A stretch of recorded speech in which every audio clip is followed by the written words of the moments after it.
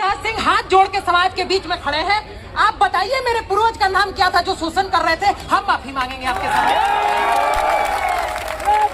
केवल हवाबाजी पे हवाबाजी चलता चला जा रहा है।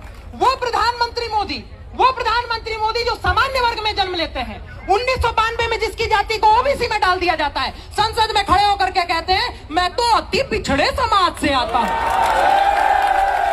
अगर आप प्रधानमंत्री बनने के बाद भी अति पिछड़े समाज से आते हैं और ऑस्ट्रेलिया का प्रधानमंत्री खड़े होकर के कह देता है prime minister is the boss, उसके बाद भी हम सम्मान के साथ पूछना चाहते हैं, इतना सम्मानित होने के बाद आपको अति पिछड़ा खुद को बोलने का अधिकार दे कौन रहा है?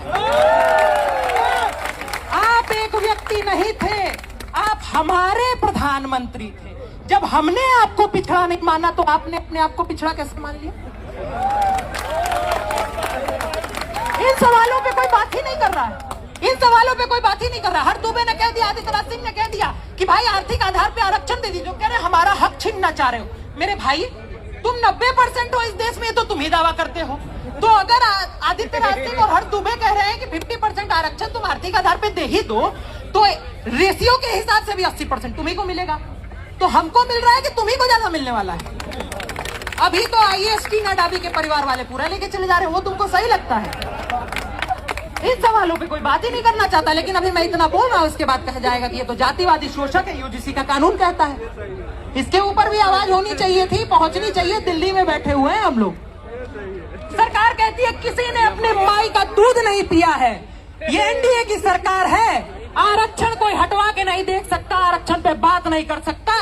तो आदित्यनाथ सिंह अपने पूर्वजों के योगदान की सौगंध खा के कहते हैं 1 महीने पहले दूध मुंह है बच्चों ने हलक में हाथ डाल के इस्तीफा निकाल दिया। 1 महीने पहले। प्रधानमंत्री जी, आप इस देश के सबसे बेहतरीन प्रधानमंत्रियों में से एक हो सकते हैं, इस बात में कोई सवाल नहीं है। लेकिन एक बात ध्यान रखिएगा, शोहरत की बुलंदी भी पल भर का तमाशा है। जिस डाल पे बैठे वो टूट भी सकती है। ध्यान रहे, एक छोटी सी मांग को लेकर के हम लोग यहाँ आए हैं। हमारा देश है। आप कह रहे हैं 5000 साल तक तुम ही राजा हुआ करते थे। आपने कहा देश महत्वपूर्ण है। हमने कहा 550 रियासतें ले लो, लेकिन देश नहीं टूटना चाहिए। हमने कहा मेरे भाई, एक सीट जो तुमको आरक्षण में लोकसभा में मिल जाती है, वो छोड़ के किसी गरीब दलित को दे दो। तुम कहते हो नहीं, वो हम नहीं दे पाएंगे।